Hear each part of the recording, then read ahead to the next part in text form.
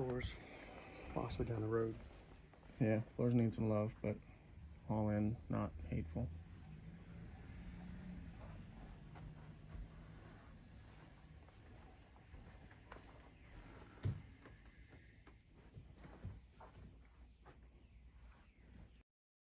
Alright, so we are down in the cellar now.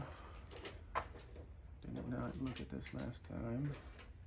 I got some duct work. Checking the joists to make sure they're not rotten. And there's some of our plumbing fun that we gotta figure out. All kinds of stuff down here that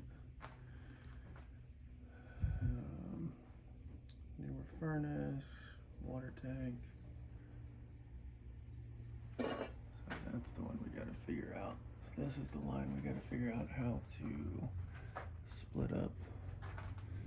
So my plan down here is to put 2 electric water heaters for the bottom units. The electrician's already been here. Plumber couldn't make it this morning. I think there's our missing J-trap right there, bud.